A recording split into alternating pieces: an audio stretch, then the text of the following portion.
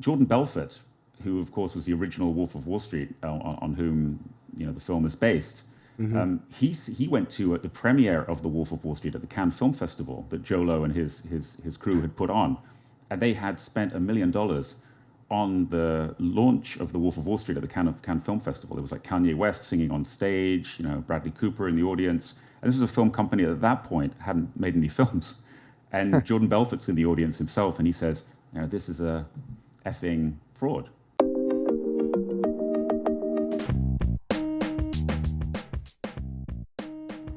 Okay. One thing I don't understand is, what you do is so dangerous. You're exposing corruption at the top levels of the U.S. Navy. You're doing exposés on investors, if you can call them that are stealing billions of dollars and getting happy birthday videos from frickin' Vladimir Putin. So either you are fearless or you're just not properly appraising the level of danger that you're putting yourself in. So what do you think it is? Which one is it? I think it's neither of those. I don't think we're not properly appraising it. No, I don't think we're not properly appraising it, and I don't think I'm foolhardy either.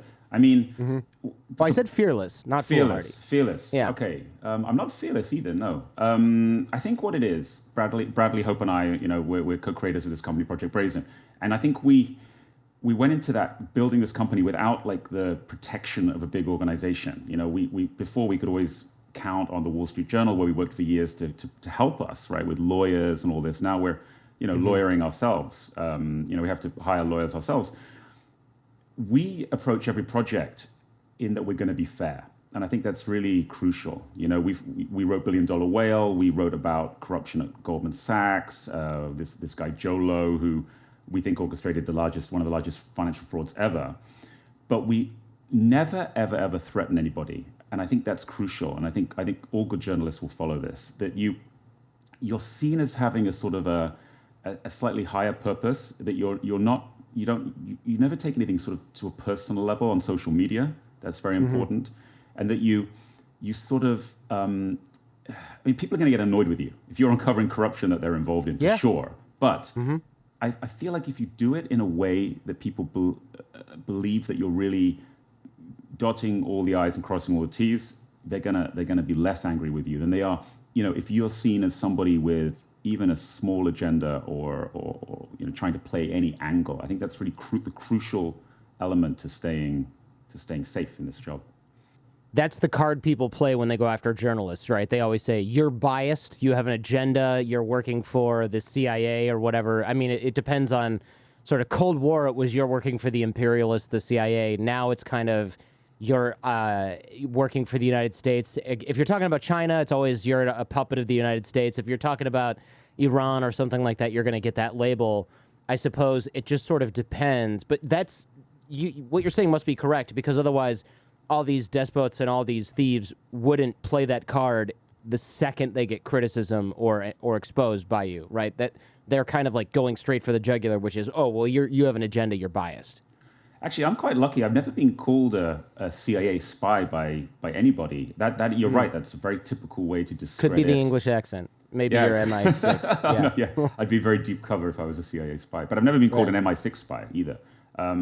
Like if you're a reporter, or if you're a figure in Pussy Riot, for example, you've had on your show. I mean, they're likely to get tarnished with that you're a stooge of a Western government. I never had that from Najib Razak, the Prime Minister of Malaysia, who we wrote about his deep corruption and involvement with Jho Low, who of course went on to make the film The Wolf of Wall Street with the money that he stole. He never called us a foreign agent, but he did. He went after us. He said he was going to sue us. He never did it because he didn't have a leg to stand on with that. He couldn't have pushed that through. My point has always been, I think that if you're a journalist in, say, Bihar in India or some province of Pakistan or something like that, if you look at the list of journalists who die every year from the Committee to Protect Journalists, it's not the likes of myself, the foreign correspondents, it's the local journalists who find corruption in their local area, and killing them will stop the story coming out and allow that local politician or whoever it is to continue to do the corruption. And that's why, this journalist just got, the American journalist just got jailed in Myanmar and has just been released. Yes. I think he'd written some stories like that, and that got him into trouble. So, it's extremely important that we don't sort of overstate the danger that some of the foreign correspondents are under versus people who are really like rooted in their local communities and get killed. The statistics show that. Yeah, that's true. You can always, well, maybe not always, but usually you can book the next flight out, go back to your hotel, pack your stuff, or just go straight to the airport. These people are already home, right? And everyone knows where they live and where their kids live. You can kind of be like, hey, Hong Kong's not safe anymore. We're going to move to Singapore. And in fact, you did that, and we'll get to that in a little bit. But you're right. These local journalists are the ones taking even bigger risks because their back is already against the wall, so to speak. That's exactly right, yeah. So let's talk about Jho Low, because hundreds of millions / billions of dollars are misappropriated / stolen by this 27-year-old businessman, and I'm putting that in air quotes because he's like that. When I was 27, I was like a child. I was a kid. I just graduated from law school. I didn't know anything. I just moved out to New York to try and sort of make it in the city. Got my first real job. This guy he's got billions of dollars at his disposal. He's hanging out with Leonardo DiCaprio and Jamie Foxx. I mean, this book is jammed with celebrity names. You can't really get more kind of ridiculous than this kid. And he's 27. What's going on here? Yeah, well, so Jho Low was a kid from an island called Penang, in northwest, just off the northwest of Malaysia. So it's really like a place that's, it was important in colonial times. Ships would have to go down the Straits of Malacca to get to China. A big port on the opium routes back in the 19th century. So he grew up on this island, which is, I guess, it's become known for trading, and there's a big Chinese. It's in Malaysia, but it's got a big Chinese population, ethnically Chinese Malaysians. And Jho Low comes from that ethnically Chinese group. So he had family links back to China, into the Chinese in Thailand. So he grew up with a very international, sort of globalist perspective. He could pull on contacts all over the world. And then in '98, when he was a teenager, for the last 2 years of high school, so I guess what you'd call junior and senior years, he was sent by his father to Harrow in the UK, which is one of the sort of most expensive boarding schools in England. And we see his family as very much it was almost like a family con that was going on here, that from a very young age, they wanted their son to get in with, the Sultan of Brunei, who was, one of the world's richest monarchs, with his children who were at that school. And then he went to Wharton in America and continued to network. Very, very, very skilled networker, always figuring out who's going to benefit him. He's a sort of overweight, not very good looking, not particularly charming, actually, not a, catch me if you can type figure, but still able to give things to people that they wanted. So, for example, at Wharton, he would go off to Atlantic City and pay for everyone's gambling and all of this, had family money by that point. And then he takes a semester off at Wharton to go to the United Arab Emirates and Saudi and tour around and meet all the sort of bigwigs that he can find there, that he's gotten to know through his school networks. So he's drawing on those networks. And he sees in the Middle East how there's so much money, and that the difference between sort of sovereign wealth and personal wealth is blurred. And he loves that idea. That's the seed that's sowed in his mind at a very young age. This idea that that's hard to see the difference between the private and public wealth. Meaning that a lot of these Middle Eastern sort of sheiks and princelings, they just take the wealth of the country and use it for their own gain. Is that what you mean? Yeah. He gets to know a guy called Yusuf Al-Otaiba, who is still the UAE's ambassador in Washington. He's one of the sort of movers and shakers in Washington. And Otaiba introduces him around, and Otaiba would become very important in Jho Low's story because he helped to introduce him to various different people. Otaiba's close to Kushner, close to Tom Barrett Jr. So Jho Low gets in with certain people that are very useful to him. And what he does is, after he graduates from Wharton, his childhood friend is a son of this character called Najib Razak, or a stepson of Najib Razak. And Najib Razak becomes Prime Minister of Malaysia in 2008, and Jho Low sort of knows him via his children. And Jho Low persuades Najib. He says, look, I can help transform your country by bringing all this Middle Eastern wealth in to the country. And at the time, oil prices were high. We're talking about, mid-aughts, I guess, right? And Jho Low, this is pretty common in Asia and in emerging markets. There are these brokers who take a percentage of deals that happen. It's very common in China as well. Jho Low sets himself up as a sort of a broker between this Middle Eastern investment that would come in, in this case, a big infrastructure project, property project in Malaysia. And he makes a little bit of money on that. And it sets him up with Najib as this sort of, I guess you could call him like an éminence grise, or a Svengali type figure behind the prime minister. And like you said, it's incredible because he's only 27 at the time. And he sort of persuades the prime minister to set up this sovereign wealth fund, a bit like the ones he's seen in the Middle East.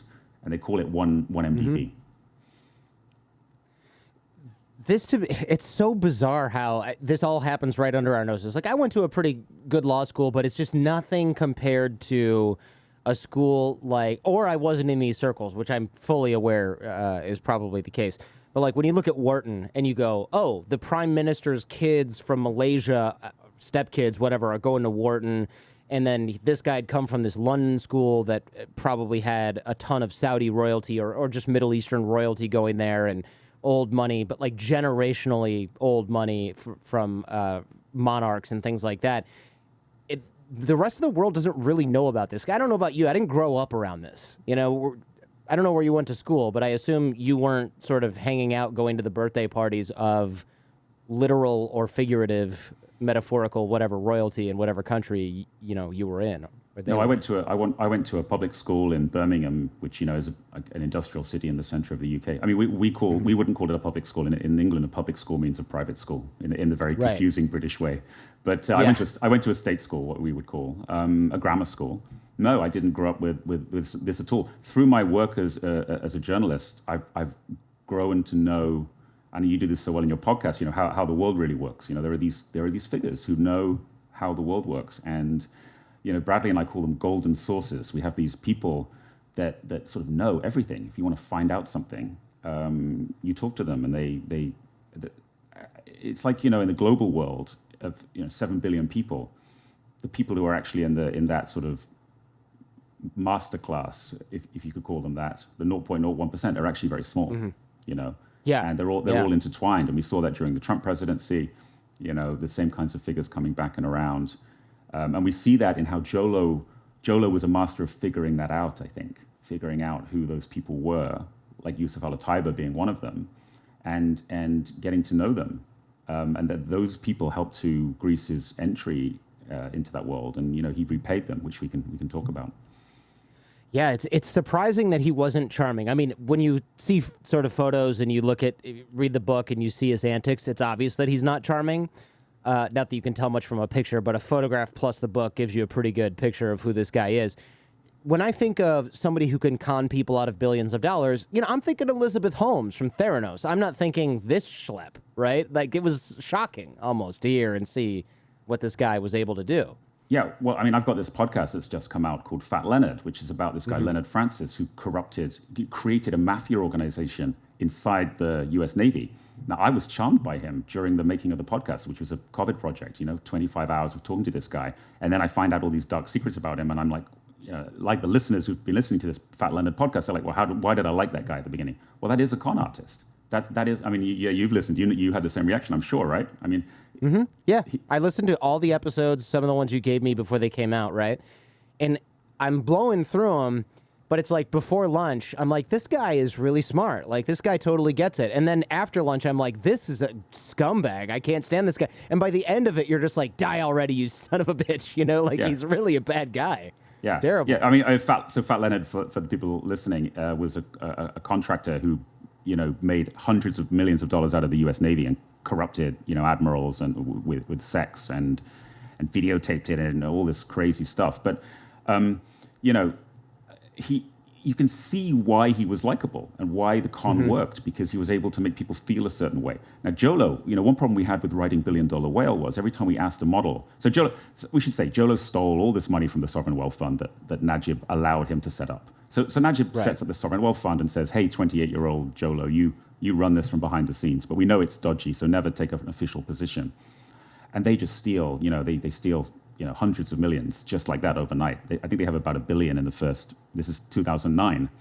This is coinciding with the financial crisis. So Jho Low's got all this money, and he enters the nightclub world with one of the first things he wants to do with the money isn't to create a sustainable fraud like Fat Leonard, who's got this Navy contracting business, but just to spend money in nightclubs in New York City. He goes to Avenue, he goes to Marquee in New York, and he becomes very important because at that time the bottle service was sort of picking up, and the financial crisis had meant the bankers didn't have the same kind of money to spend.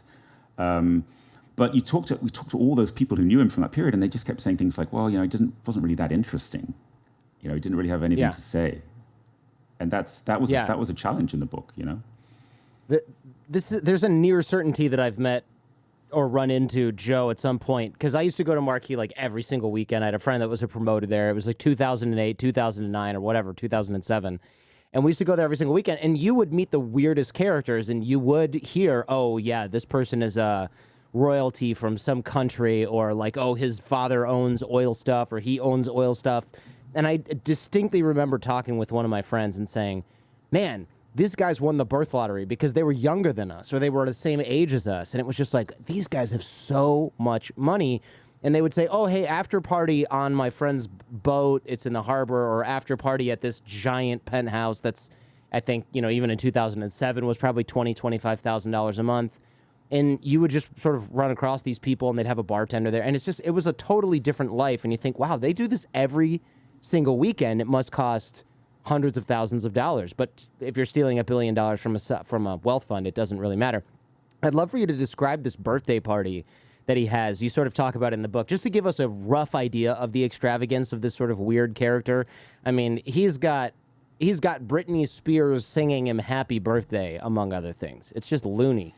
Yeah, this is his. I think I've forgotten what birthday it was. It's 2012. Anyway, we call it in the book. We call it Peak Jho Low, and it's the prologue of $1 Billion Whale because I think it was described as the most expensive private party ever thrown by the host of the Lifestyles of the Rich and Famous, right? So who was there? If you remember that Robin show. Leach, right? Robin Leach. So he's saying. Yeah.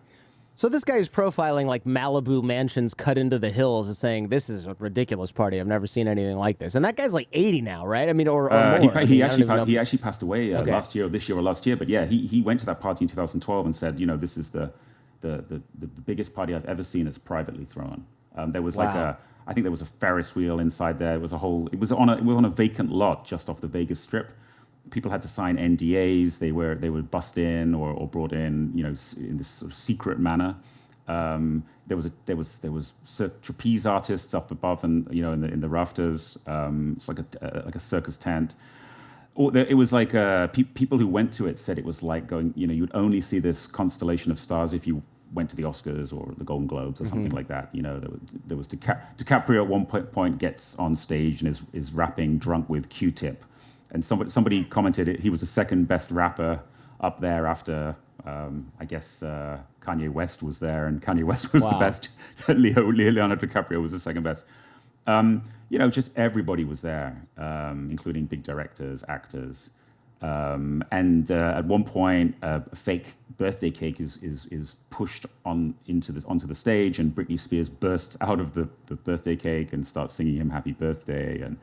And this is just we start the book with this scene because it's really unbelievable that Jho Low would get to this point. We were talking about like, okay, he's not charming, but what he did do is he changed people's lives overnight. So this is the world we're living in where there is so much money sloshing around. He would drop $50,000 chips on the floor, drunk, and other people could pick them up and cash them in, and that changes your life. That's more than the average income in America, right? He would, there was one Asian American model we talked to who said, look, it was her birthday, and he just pulled her into a Chanel store and bought her some, $60,000 piece of jewelry. And he would do that over and over and over again. And then there were other people who he just changed their lives. There's a character called Joey McFarland, who was sort of like a talent booker for Paris Hilton, who Jho Low got to know because when he stole the money, he wanted to meet Paris Hilton and hang out with her because he was a fan of her of her. Actually, he liked House of Wax. That was one of the things he used to watch as a student at Wharton. So he wanted to meet Paris Hilton. So and he gets, ridiculous. Ridiculous. And he gets to know this character, Joey McFarland, who's this talent booker for Paris Hilton at the time. And he turns Joey McFarland into a bona fide Hollywood producer. You know, Joey McFarland becomes the producer of The Wolf of Wall Street, sitting next to Martin Scorsese. You know, so that's what Jho Low did. He's got this like Midas touch, not through luck, but through stolen funds, and it does make you think about money in a different way, and you think, well, okay, this guy's it's like generous, but also not, because it's not his money, right? And I think throughout the book, there were points at which somebody would say, and you noted this, somebody would say, he's spending this money like it's not his, and how right they were. You know, when you're dropping $2 million in one night of bad gambling and you're not even seemingly having that much fun doing it, like, this is what the only other times you hear gambling described like that is when North Koreans are laundering money at a casino in Macau and they're gambling. Have you heard about this? Where they'll like stay up for 12 hours at a time, placing max bets and just winning half of them and laundering the money through the casino, and they're so bored and they're having like food brought in and they're not enjoying themselves at all. This is the only other time you see somebody who's bored as hell gambling and then losing like $2 million and just, you know, is killing time waiting for his friends or something like that. What does $2 million matter if you've stolen, you know, billions of dollars? It's inconsequential. You know, going back to being able to tell it was a fraudster, you know, how culpable were people who, you know, they're the inner circle of Jho Low's fraud, and we can talk about Goldman Sachs later and their role. There were people involved that knew all that was going on and were fraudsters. And then there were people who, you know, Leonardo DiCaprio took some Picasso painting from Jho Low. Miranda Kerr, who we also need to talk about, who was Jho Low's girlfriend for a while, the Australian supermodel, she took jewelry. You know, all those people did, you know, there's no evidence they knew anything was wrong, that Jho Low was a fraudster, and they gave back all the, you know, DiCaprio and Kerr gave back all their gifts to the Department of Justice after all this came out in the wash. But, you know, Jordan Belfort, who of course was the original Wolf of Wall Street, on whom, you know, the film is based, he went to the premiere of The Wolf of Wall Street at the Cannes Film Festival that Jho Low and his crew had put on, and they had spent $1 million on the launch of The Wolf of Wall Street at the Cannes Film Festival. There was like Kanye West singing on stage, you know, Bradley Cooper in the audience. And this was a film company that at that point hadn't made any films. And Jordan Belfort's in the audience himself, and he says, you know, this is a effing fraud. You know, he tells his girlfriend, I know this is a fraud.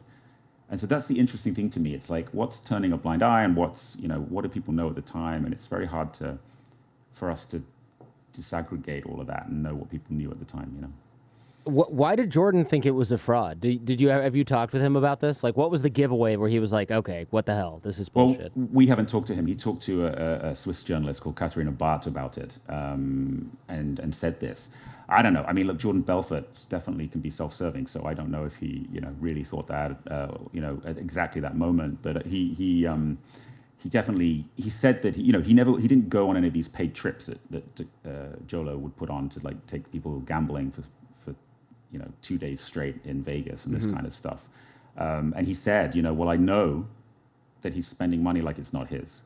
And I guess Belfort had firsthand experience of that, right? That he, you know, he knew what that was. And so, and you know, a lot of people at the time, it goes back to something you were saying earlier, that I think at that point, and even today, there are a lot of people with money around and people don't know where it's from. And it's very easy just to say, well, you know, that's money from the Far East. You know, and I don't understand that, and that's. But there was rumors at the time. Is he a drug dealer? Is he a arms guy? What is he? You know, is he some kind of prince from? He would self-style himself, by the way, as a prince from Malaysia, as a way of explaining his wealth at one point. Okay. Which makes no sense because he's Chinese, and right. Chinese are not the ethnic royalty of Malaysia. Those are the Malays, right? So you know, that was strange. And then at one point he made up this story about how his grandfather was a billionaire. When things were getting dicey for him, you know, so, yeah.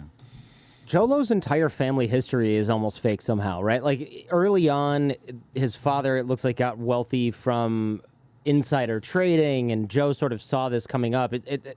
I don't want to, well, I guess technically that's criminal, right? So he saw criminal behavior early on from even his own family, and they did a lot to launder their reputation. I don't remember specific examples from the book, but I have a note here that says that they literally went to quite a length to whitewash and launder their family reputation by probably through philanthropy, I would imagine, right?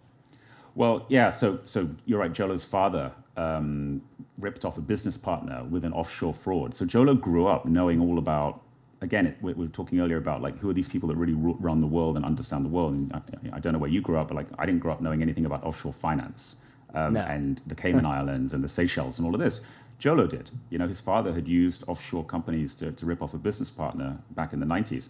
The father threw parties on yachts with Swedish models in Malaysia in that time period. So, I always feel, why do so many children of actors and directors become actors and directors? Just because you grow up in a world that's difficult to access, and you have a foot in the door, right? I grew up in a middle class academic family, and so I learned to write and read, and I became a journalist. We're all given great step ups in life from how the lottery of where we're born, right? Jho Low's lottery was he was born into a fraudster family with a father who did a fraud, which is a simulacrum of what he did. So we still have a question which we weren't able to answer in the book, which is it a full family affair? Was Jho Low just a sort of a front for what was going on? Because his father's now on the run with Jho Low. We get to where Jho Low is now later, but so and when Jho Low first does this fraud and steals the money from the Malaysian Sovereign Wealth Fund, he writes an email to his family saying, "We've hit a gold mine. We've hit a gold mine." And so it's definitely a way to see it as a sort of a family enterprise. Yeah, that is suspicious, I suppose. And also it makes more sense that somebody who's been in the game for decades at a time doing financial fraud would be at least mentoring him in this kind of thing, and he's not just figuring this out as he goes, because there's just too many mistakes I would imagine you could make. Although you can afford to hire plenty of help when you've stolen that much money, I suppose, as well. Well, for example, when he steals the money, he decides to send it. The first tranche of money he steals, he sends into this Seychelles company. Now, the Seychelles back then was extremely good place to do that because you could have what was called a bearer share, which is if I physically hold the one share of that company, I'm the owner. Yeah, and then Jordan, I can give it to you just over dinner with no corresponding records or anything. And now you're the holder of that share. That's a bearer share, and that was an incredibly good way for money to be laundered. In the way that probably crypto is today, a very good way for money to be laundered, right? And so, yeah, well, it's sort of the opposite, though, right? Because crypto, everything's on the blockchain and very traceable. Bearer shares, I can slip it to you in an envelope, and now you're the owner of this company that has bank accounts that have $15 million in it, right? Or correct. Property. Correct. Although there's many other ways in which crypto can be used to, it's possible. It's doable. No. So anyway, I'm not a crypto expert, but I tell you what's for sure. I bet you for anything, Jho Low is deep into crypto right now. Where sitting in China. He's been indicted in the U.S. and in Malaysia, his home country, but he's sitting in China, and I bet you for anything he's deeply into crypto. That's what I'd be doing if I was him. I was going to say that if I'm him and I've got hundreds of millions of dollars, the first thing I'm doing is putting as much as I can into coins like USD, Tether, and Bitcoin.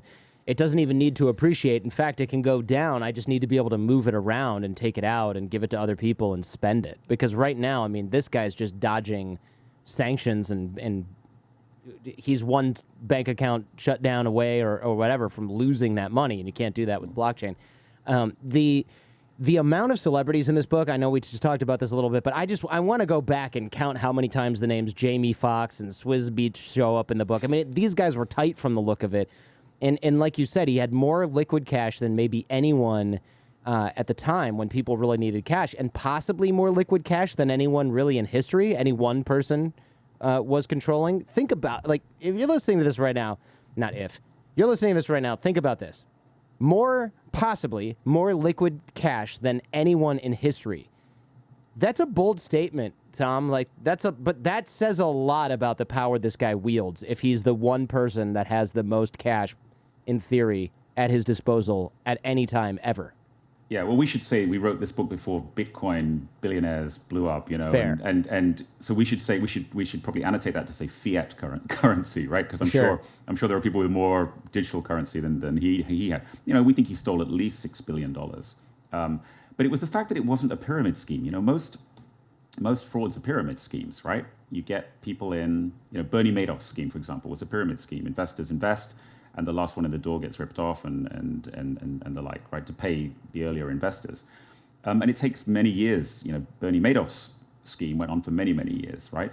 Jho Low, like we said, he just took all the money out of a sovereign wealth fund overnight.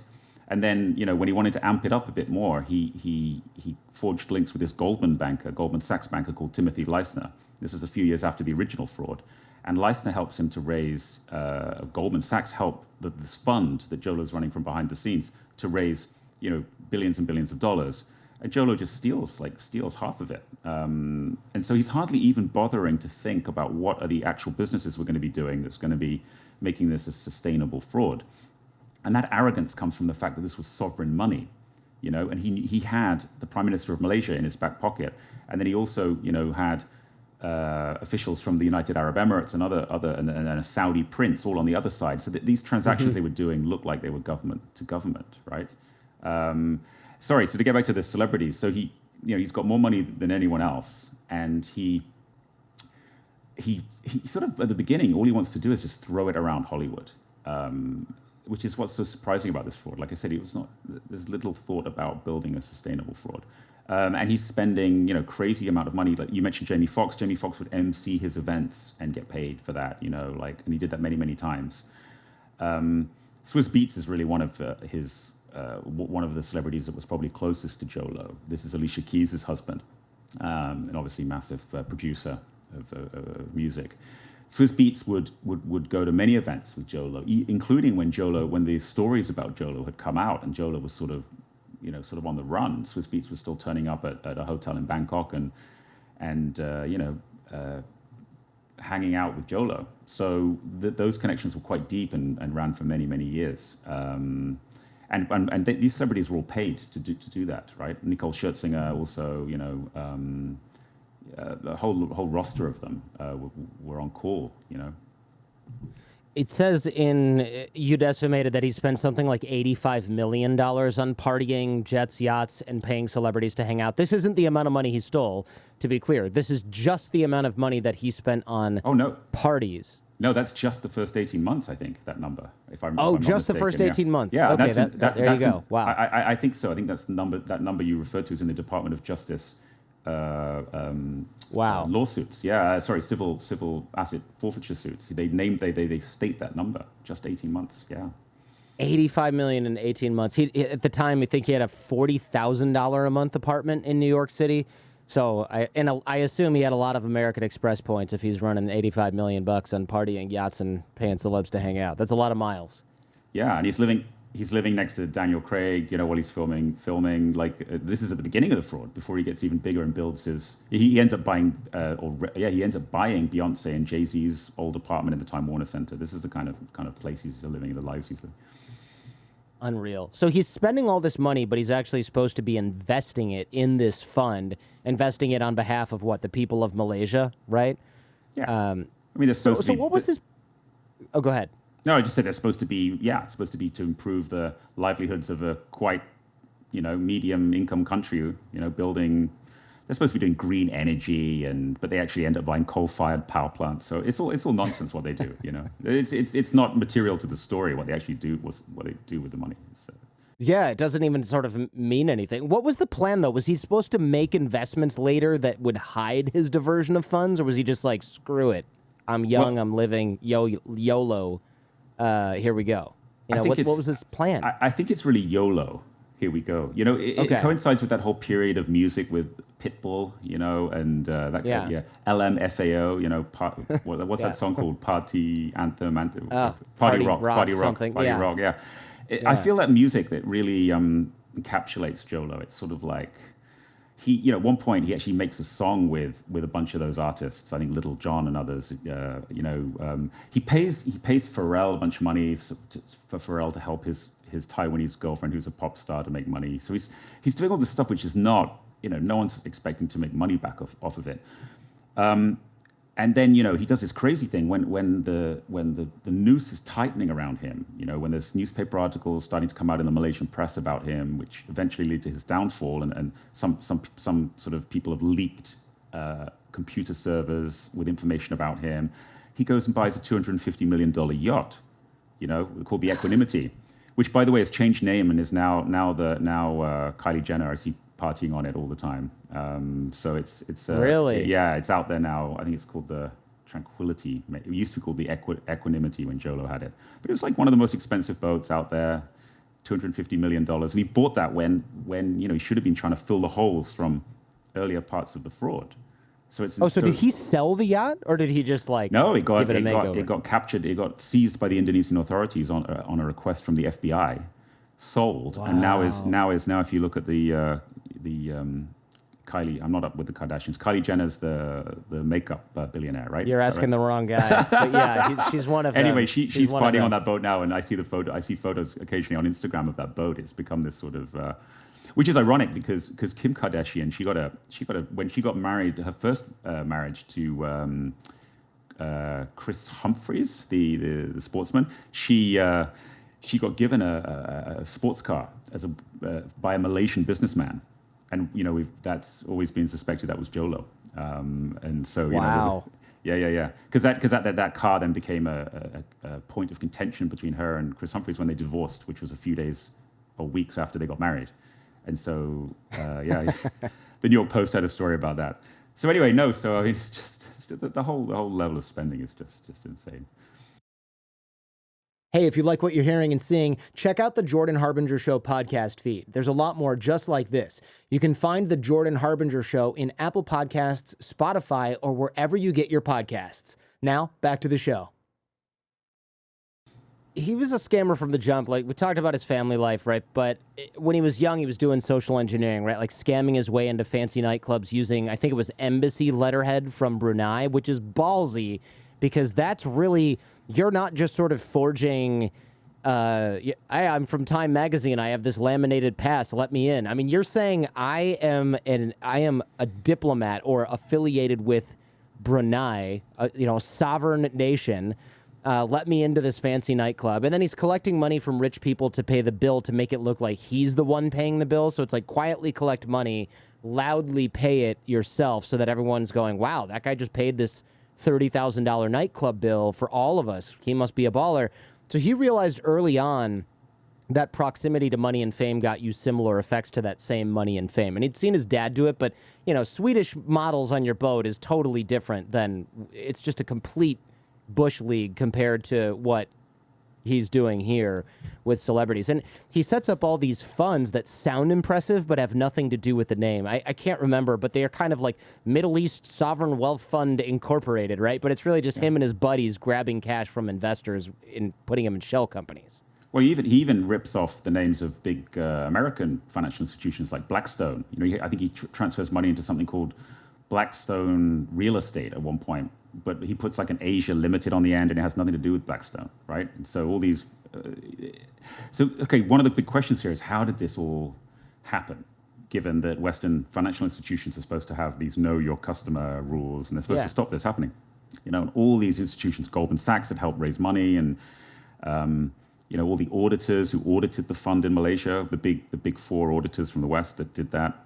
The law firms like Shearman and Sterling, who, Jho Low actually, when he spent that $85 million on partying you mentioned, he funneled it all through a white shoe law firm on Park Avenue, because, he wanted everything to look bona fide. So a combination of the tricks using these fake company names, plus having the Prime Minister of Malaysia and all these, Saudi royalty behind him, he was able to get through. But, to be honest, I think there was also a lot of greed in the Western institutions that allowed it to happen.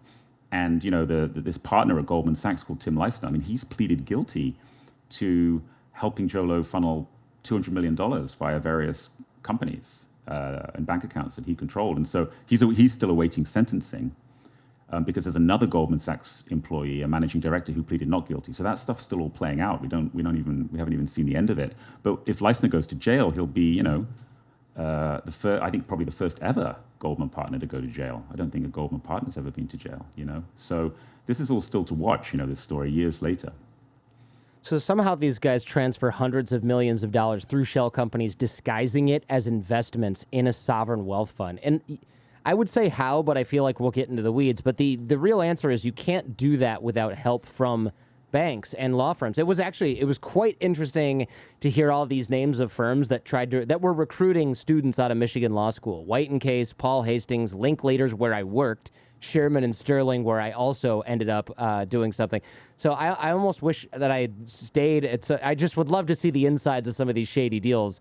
I got to ask some of my classmates who ended up at these places long term. But it was just a who's who of white shoe firms and law firms and auditing auditors and things like that, where I have plenty of friends that I graduated with. It was like these folks know at some level what's going on. You have to, because you have to figure out where the frickin' money comes from, right? Well, I don't know about the law firms, but I should just say some of those firms names you said I don't recognize. But the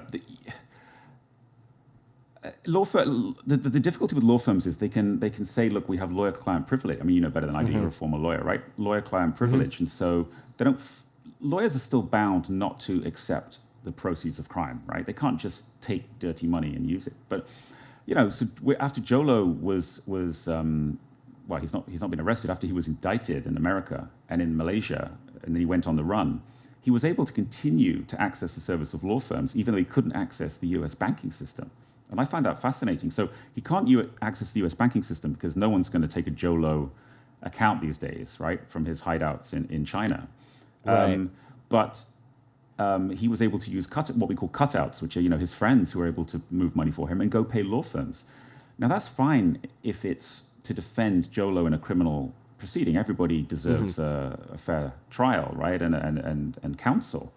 But oftentimes these law firms are doing lobbying for him, including trying to stop the publication of our book Billion Dollar Whale when it came out a few years ago. Bookshops around the world received letters from a firm called Shillings in the UK, threatening them that they could be the target of a defamation lawsuit if they took our book. And I have questions about how can Shillings get paid? Who's paying them all this money? And it's they'll say, well, it didn't come from Jho Low because we couldn't do our know your customer on Jho Low. It came from some other way. But it's extremely dangerous area, if you ask me, for law firms to be getting involved in. It is. I mean, using a cutout is relatively simple, right? Like if I'm an attorney and I know he used Sherman and Sterling, which is, like I said, another firm I almost ended up working for. There's these accounts. I can't remember the name off the top of my head, but essentially they're supposed to be sort of like temporary interest-bearing accounts. Do you know what I'm talking about? We should say Sherman and Sterling, there's no evidence that they got involved with Jho Low after he was on the run. Sherman and Sterling's involvement goes back to when Jho Low first stole the money. And again, no evidence they knew he was stealing money. But he uses these things called IOLTA accounts, which were accounts set up in the Carter administration, and you're meant to park money there, and earn interest and use the interest to pay for lawfare, basically for people who can't afford legal representation. And instead, Jho Low used these IOLTA accounts just to funnel money to nightclubs and to to fund that 85 million you referred to, that partying that went on in the early days. So it definitely doesn't work. And there's some problem with knowing your customer rules and due diligence and the legal profession, for sure.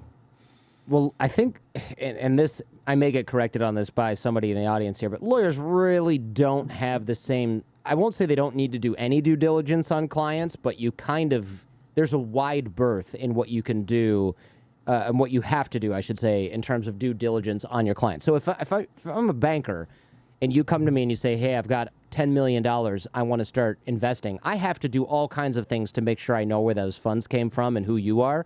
But if you show up to my law office and you say, I need your help as an attorney, I don't have to do nearly as much investigation to figure out who you are and where the money came from because I'm helping you as an attorney. A banker has a totally different standard. So these IOLTAs, these accounts, are almost like it's almost like a loophole or an end run around know your KYC, know your customer regulations, because lawyers are unregulated and firms are really hard to penetrate because of attorney-client privilege, which is, for those of you who don't know what this is, essentially I, as an attorney, can be made to say, I'm not telling you anything. I'm not showing you any correspondence. I'm not telling you how much money this client has deposited with me. It's privileged information. It's even if the FBI subpoenas me, I can claim that, and the judge has to make an examination as to whether or not I have to disclose that. Whereas if it's a bank, they just go, here's all the records, right? So it's really clever and dastardly to use law firms to launder money, hide money, because it's so much more impenetrable. So this probably should be remediated by U.S. law, but I don't know how many people. And how did Jho Low learn? How did Jho Low learn how to do that? You know, that's also interesting. His sister. We talked about the family enterprise earlier. She's a lawyer with a specialization in the British Virgin Islands, right? So, you know, there's no evidence that his sister was involved in the fraud, but he definitely grew up knowing about all the ways that, you know, law firms and offshore interact and all of that. And then, you know, the book gets into all these other ways that money can be laundered. It can be laundered through real estate. It can be laundered through jewelry, art. You know, Jho Low becomes one of the biggest art purchasers on the planet. You know, he becomes a very important client for Christie's. He pays a record amount of money for a Basquiat, Jean-Michel Basquiat painting, $40 million, I think it was. Wow. He you know, with DiCaprio in the auction room, in the private room where they're bidding, you know. He becomes one of the biggest jewelry purchasers from Lorraine Schwartz in New York City. You know, buys jewelry from Miranda Kerr from Lorraine Schwartz. He, you know, massive purchaser of real estate. We mentioned Jay-Z and Beyonce's apartment in the Time Warner Center on Central Park. He buys mansions in Beverly Hills.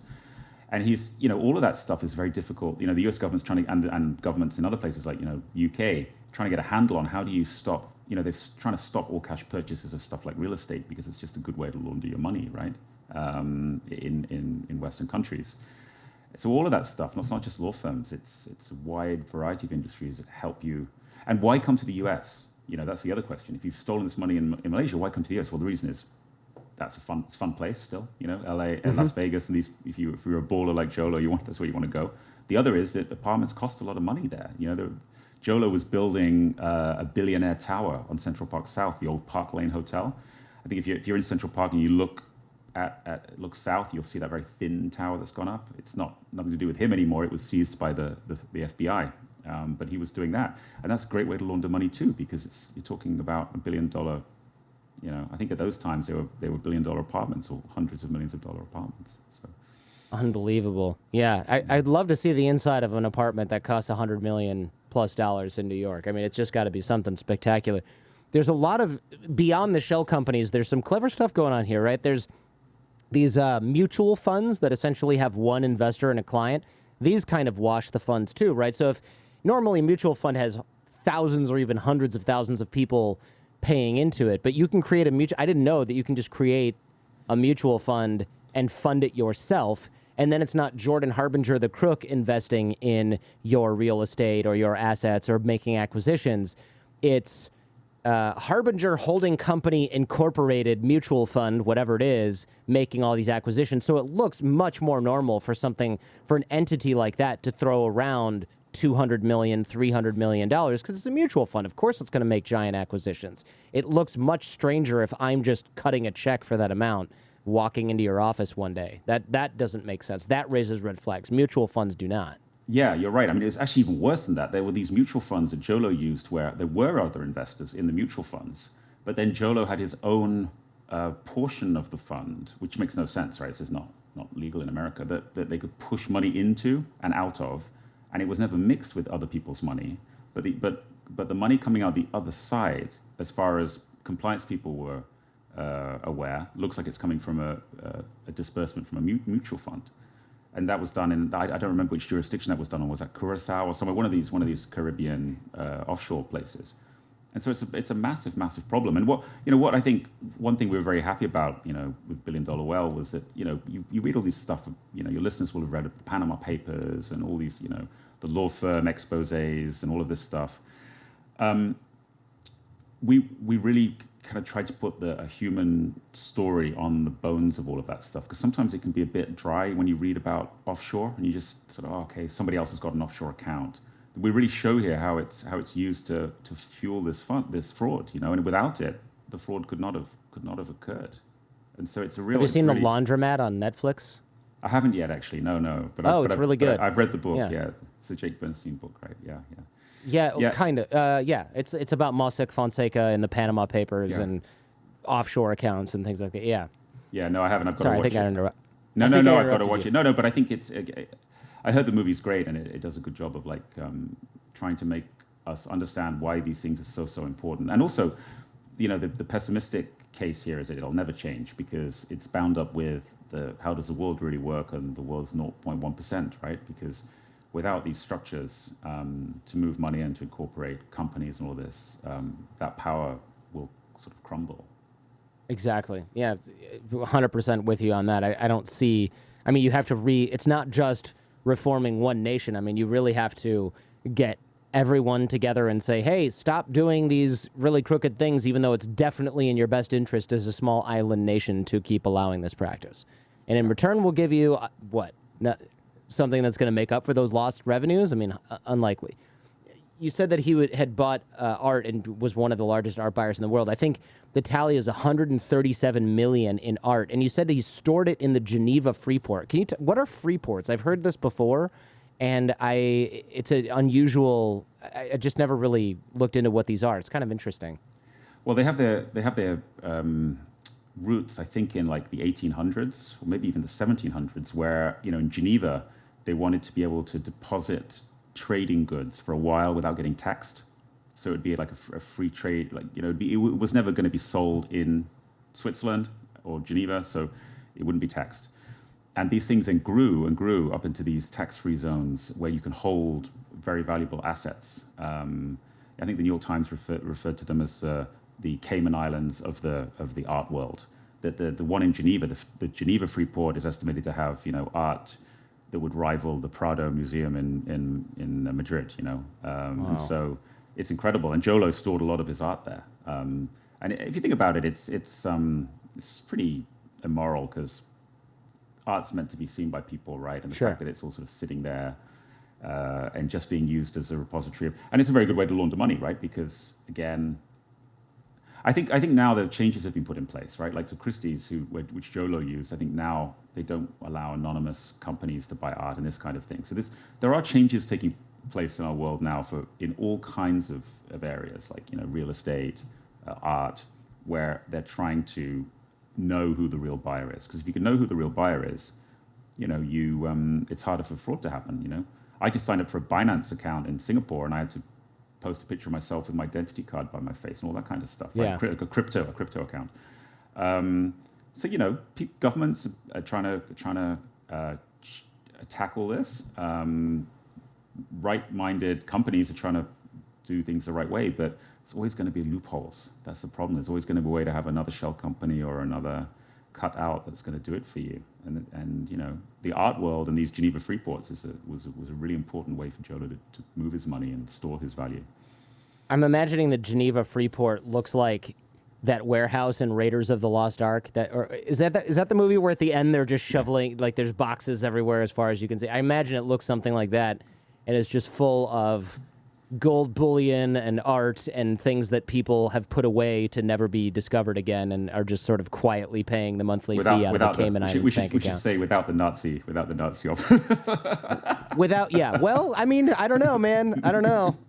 We don't know what's in there, Unless I'm misremembering that film. I've got a bad memory for films. But there's actually a Geneva Freeport in a version of it in Singapore, where I live here, out by Changi Airport. So it's a very good way to store wealth, in a way that's it's easy, it's more liquid for you, art and jewelry and all this kind of stuff. So Western banks like Goldman, you mentioned earlier, would allow the fund, 1MDB, Jho Low's fund, to grossly overpay for assets in order to generate fees. So Joe would set up these sound-alike companies with his cronies to make a company sound like a subsidiary or management arm of something legit to cover for sketchy off-the-book behavior. You kind of talked about this a little bit earlier, but there's a funny example in the book about GE. Can you tell us about this? This is like so stupid, but also stupid that it worked, clever that it worked, but also just ridiculous that it worked. You know what? I've got no idea what you're talking about. What's the GE example? All right. Shit, I hoped you would remember because I wrote discuss GE example from the book. So let's just get rid of that. Okay. And I will rephrase the question. No, That's funny. it's totally possible. It's totally possible that there is a GE example in the book. I got to say, this is a 380-page book, and there's It is a long book. And actually, don't cut this out because this gets to the point of like, how did Jho Low keep all of this in his head? Yeah, like that's a good point. We got hold at one point of his BlackBerry messages. This is a BlackBerry, black time of BlackBerry, and it's an Excel spreadsheet of all of his messages, and he's talking about getting noodles with his friends, and you have to go through all this kind of chit chat to get to the meat of this is part of the investigative journalism, the tedium of it, actually. Yeah. And you get to hey, and I'm not kidding you. He had a company called Acme Time Limited. Like I think it's from like Roadrunner or something. Yeah. It's from like Looney Tunes. What happened to Acme Time Limited? Did we close that down? And he's like just trying to keep it all in his head. Like these are unbelievable. Like he's round tripping money, sending it to his dad, back to himself, back to some other company. Very likely there was a General or Electric lookalike company. Like he used so many different kinds of lookalike companies. And how did he keep it all straight in his head? I've got no idea. Yeah, who knows? Maybe at some point you're going to find another encrypted something or other with a bunch of flow charts about all of his companies and where they ended up and what they looked like, and he just didn't keep it on his BlackBerry because he was smart enough not to. I think the GE example was just a sound-alike company. It's like the example I gave earlier with it would be like Saudi Arabian Investment Fund Limited, and it's like, well, that's not really the Saudi Arabian Sovereign Wealth Fund. It's a entity that's out of Singapore, Malaysia, United States, South Dakota. What do I know? But it's definitely not. It's not what it's supposed to sound like. And he's just got dozens of these, and he's moving things around. Jho later ends up on the board of EMI, a music label, all part of his plan to get influence.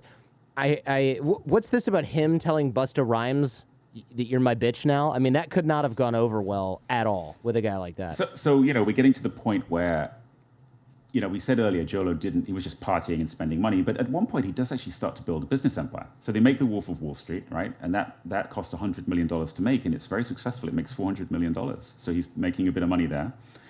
And then he buys EMI Music Publishing just before the streaming revolution. So I think that makes good money. And they appoint him, or because of his investment, he becomes chairman of Asia for EMI Music Publishing. And then there's a scene in the book where he's sort of in, I think it's like in Soho or Tribeca or somewhere, at Alicia Keys's and Swizz Beatz' recording studio. And I mentioned earlier he was very close to Swizz Beatz. And he's they're drinking whiskeys, I think. And at one point, Busta Rhymes walks in with Pharrell Williams. And I think Busta Rhymes was assigned to EMI Music. And so at some point in the evening, Jho Low makes this comment to Busta, "Oh, I own you, you're my bitch." And it's this sort of great scene in the book because he's totally misread the room. It sort of drops like a lead balloon into the room, and everyone's embarrassed. Pharrell tries to make small talk to sort of to cover up the embarrassment. And it shows that Jho Low was an imposter. For all his billions, he was not. People still question who was this guy. Where did he come from? Why is he splashing all this money around? And that comment just showed he didn't really fit in. He finances The Wolf of Wall Street, just coincidentally a movie about a financial scammer and a con man. When you hear that he finances The Wolf of Wall Street, the movie, you got to be thinking he's attracted to the script and the writing and the plot line because he's Jordan Belfort, but much bigger in scale, right? Yeah, he's attracted to it because it's so meta, right? The world's biggest fraudster who's pulling off the fraud as we speak uses a big portion of that to fund the making of The Wolf of Wall Street. Is amazing. And it's even more meta than that because Leonardo DiCaprio is attracted to playing fraudsters. He's done The Great Gatsby. Frank Abagnale. Frank Abagnale, Catch Me If You Can. I think what was he filming at the time when he met Jho Low? I think he was filming I don't know, Inception. Was he in Inception? Yeah. Anyway, I don't even know. Anyway, he's attracted to these kind of characters, and then he's sort of also hanging out with Jho Low, going on parties with him, sailing around the Mediterranean on Jho Low's yacht, and all these kinds of things. And so it's incredibly meta because they're doing a fraud, which we should say again, no evidence that DiCaprio knew a fraud was going on at the time, but looking back on it, they're using fraud money to make a film about a fraud. The lead actor is sort of involved with the fraudster and then learning about, living on these yachts and all this kind of stuff. It's amazing. It's an amazing meta situation. What the hell was the point of all this? Do you think he eventually wanted to just pivot it all into real investments at some point, or is it just a rationalization for him to waste a ton of money on himself so he could pretend to be significant when really he was just a con man and then nothing more? I mean, we should make the point that some countries are all treated equally under the United Nations system, right? And I think, a lot of us, and we're getting back to how does the world really work, we treat countries we try to think of them as sort of equals, but some countries are run by people like mafia states, Sani Abacha, the dictator of Nigeria, he would take trucks up to the central bank and steal money, print money and take it out the back. And that was his way of stealing money. This is a bit more sophisticated, but not much more. And Najib Razak ran his country like that. He gave a 20-something-year-old the right to run a sovereign wealth fund.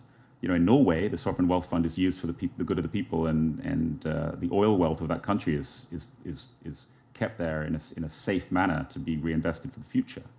And that didn't happen in Malaysia for whatever reason. But that's the key to all of this. This is sovereign state fraud. In this case. So where do we suspect Jho Low is now? We know his yacht got taken away. That must have stung. I would imagine he was pretty upset about that. I don't suppose anybody's heard from him, but that couldn't have gone over well. Yeah, well, he made the mistake, I think, of sailing it so for a while. Okay, we should say how did this all unravel for him? Well, one reason was a Malaysian newspaper called The Edge and a British blogger called Claire Rucastle Brown. They got hold of the servers of a computer, which sort of showed some of the details of his early fraud, and they reported that. And after these initial stories came out in 2015, Prime Minister Najib is still Prime Minister, and he tells Jho Low, look, sort of keep a low profile, get out. So he goes on the Equanimity, his yacht, and he's sort of sailing around for a while, still throwing parties and inviting celebrities. The celebrities don't really read the press; they don't really know what's going on, or whatever. I don't know. And they're still getting paid to go to these things on his yacht. And he sails the yacht into Bali, and the feds. By that point, the feds have launched this. The Department of Justice has filed these what are called civil asset forfeiture lawsuits. It's an attempt to get back the assets that were bought with all of the stolen money. So the U.S. obviously has the Foreign Corrupt Practices Act, right? If you're a U.S. firm, you're not supposed to engage in corruption overseas. You're supposed to behave like you would do if you were under the purview of the SEC and other agencies. And often American companies don't do that. Goldman Sachs did not do that in this case. And so they're trying to get the assets back. They get the boat back.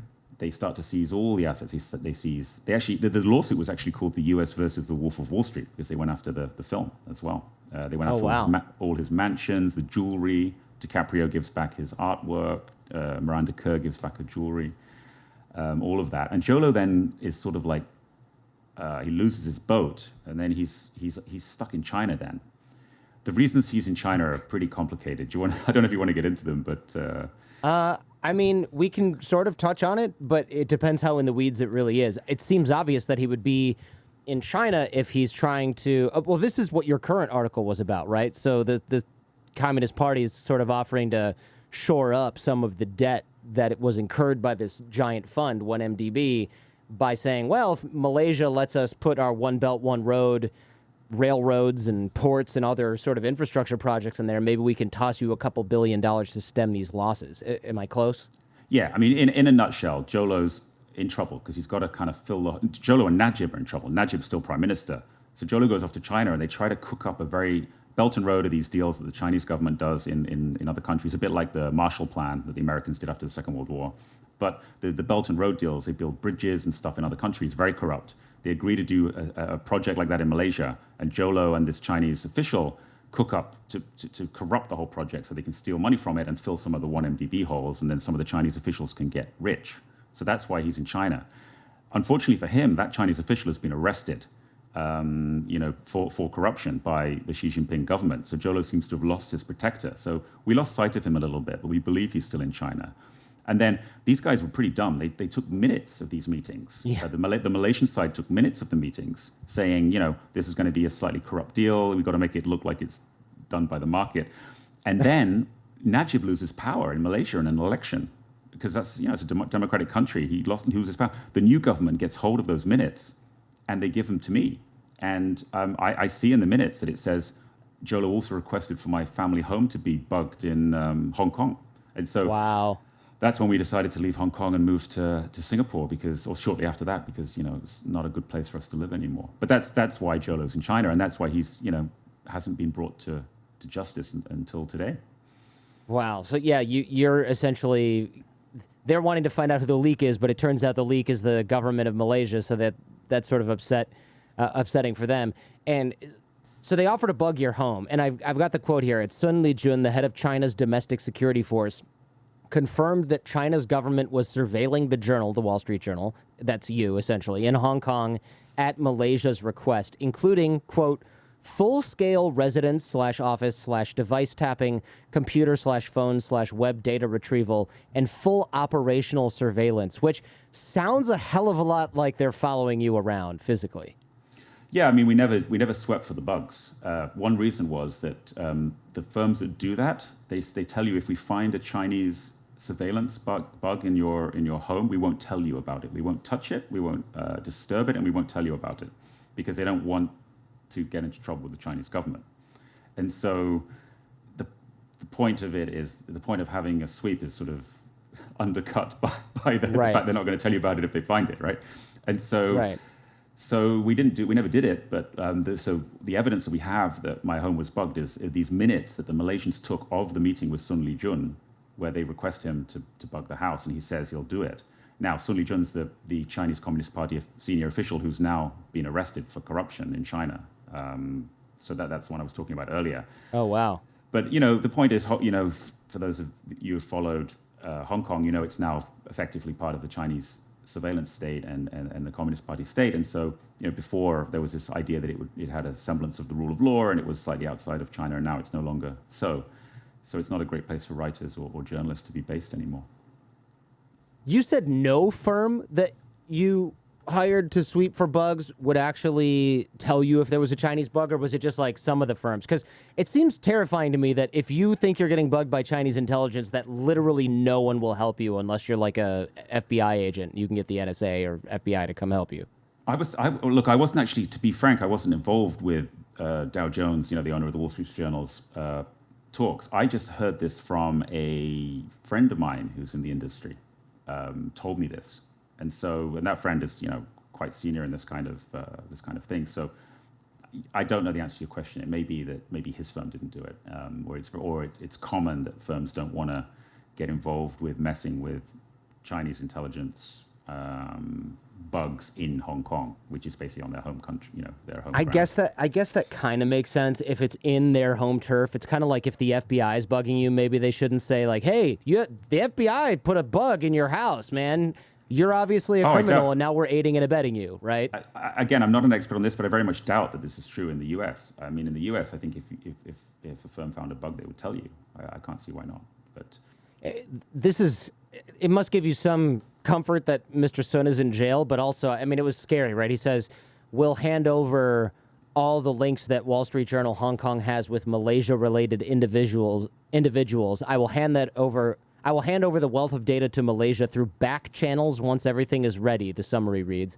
"It is then up to Malaysia to do the necessary." What could they possibly mean here, right? I mean, that is like as explicit as it gets before somebody says, "And then you can kill them yourself or throw them in prison for them to rot." I'm not sure. Oh God, it goes back to your first question in this interview. Was I didn't read it that way. Maybe I'm foolhardy, but I mean, I read it to mean that they would take legal action against me in some way to make my life very, very difficult to get me to stop. If you're lucky, that's what they meant, right? If you're lucky, that's what they meant. Maybe, but I don't know. By the point of this whole finding out about the bugging, this was like a couple of years into us reporting about 1MDB. So we talked earlier about journalists who get killed in places like rural parts of Asia. I mean, they get killed because they're about to report on something, and that story's not out yet. Right, and so it's effective.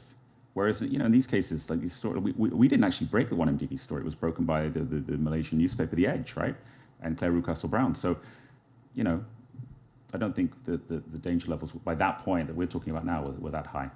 Yeah. Are you still worried that they might be bugging you? Like, you know what Pegasus is, right? It sort of lives on your phone and uploads all your data, and it gives them lets them listen to you, watch you.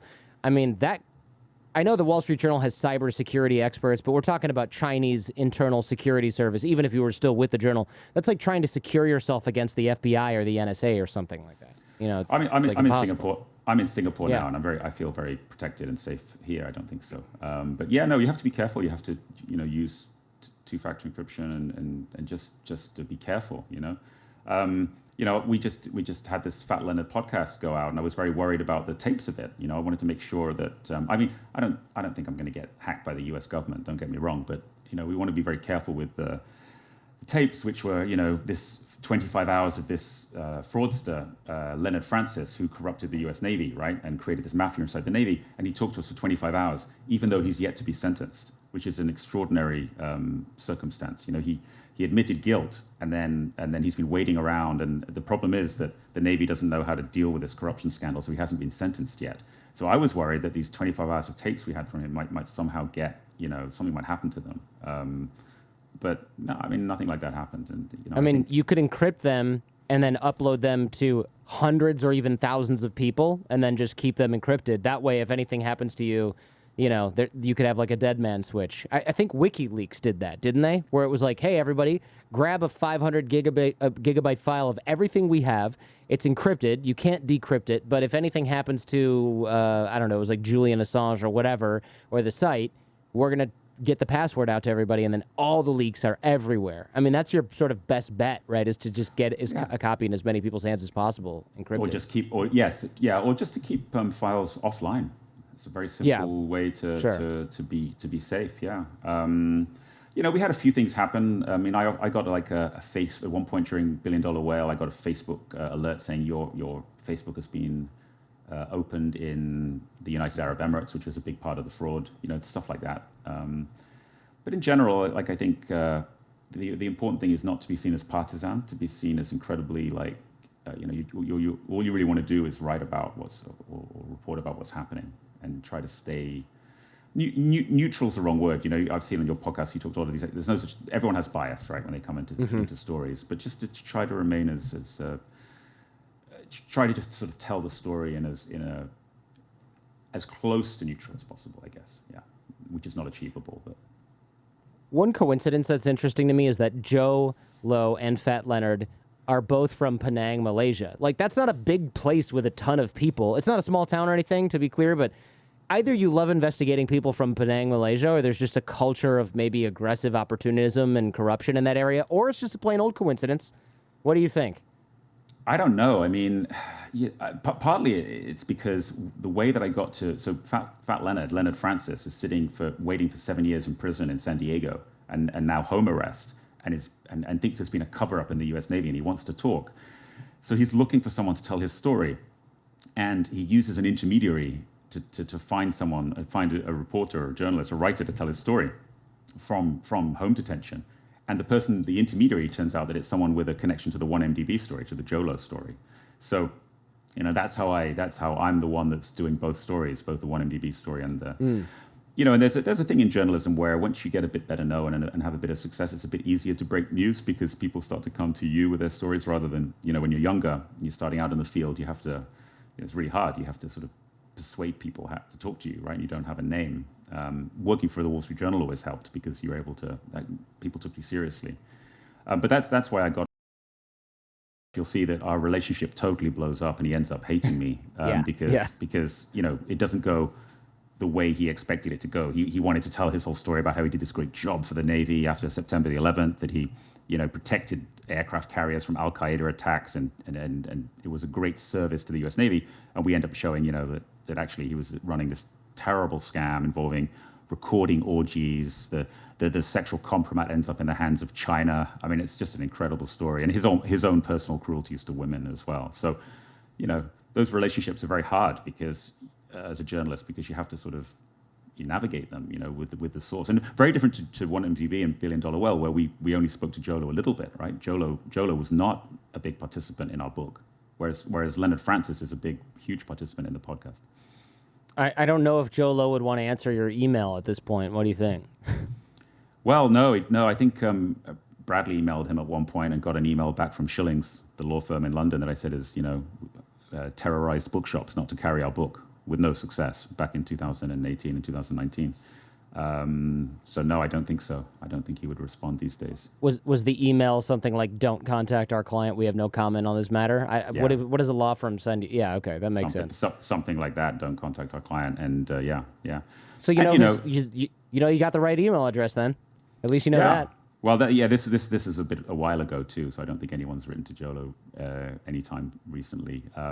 So yeah, we don't know where he is. I mean, the last thing I heard was there was a corporate intelligence firm was hired to find him, and they did that, and he was in Macau, which is obviously an enclave of China, like Hong Kong is, and that was probably about 18 months ago, maybe 2 years ago now. So we're assuming he's in China, but we don't know for sure. It's going to be fascinating to see what happens. Unbelievable. Well, great job. Aside from some people sometimes maybe wanting you dead, you're a really brave man. I really applaud your work. Hats off to you guys, you and Bradley both, for exposing this stuff, and I appreciate you coming on the show as well. I think what you're doing is extremely important. Definitely not safe or convenient for you all the time, but just without folks like you doing this kind of work, these guys run roughshod over democracy, over our financial system, and they run unchecked. And it's bad for everyone. What do you think the total cost is to the Malaysian taxpayer citizen who lost billions of dollars? And this is not a wealthy nation, generally speaking, right? They can't really afford to lose all that money. No, they can't. White collar crime is very unsexy, right? The reason that this book works is because there's Hollywood, there's all this. When you try to show the victim of a white collar crime, it's a bit hard for anyone to care about, right? Like, the people of Malaysia didn't get infrastructure that they would have gotten. They didn't get jobs that they would have gotten. That's the tragedy of all of this. Very hard to sum it up in a person. And the whole global inequality that is a big issue these days is it's exacerbated by this kind of fraud and this offshoring of wealth and money. A lot of it's coming from emerging markets, right? And that's terrible for those places. But there is some justice in this case. Goldman Sachs was hit with the biggest ever fine in America under the Financial Foreign Corrupt Practices Act, the FCPA, and a lot of that found its way back. Some of that found its way back to Malaysia. So I think ultimately Malaysia may end up getting made whole on all of this, or at least not having to pay back this debt for years to come. And so in this case, it did work because of the work of journalists, activists, and frankly, the American system, not perfect, but they do seize assets and send the proceeds back to the governments of the places where it was stolen from in the first place. Not everybody does that. So there's a case for sort of a little bit of optimism, but overall, these frauds are happening all the time. Wirecard, Credit Suisse is involved in a tuna bonds fraud in Africa. These things won't end, So we'll keep on reporting them. Yeah, you'll never run out of work. No, that's for sure. But we don't. I should say we don't do this for we're not altruistic. We're Bradley and I, we do it because it's an interesting job and the stories are fascinating. We like telling stories. I don't think you go into it thinking you want an end goal. I think once you start doing that, that gets into then it's more dangerous for you. You've asked me a few questions about danger. Well, if you have an end goal in mind, people see you as having a mission, and I think that's dangerous. We don't have that. We're just telling good stories where we find them, and there are a lot of them to tell. Tom Wright, thank you very much. Thank you.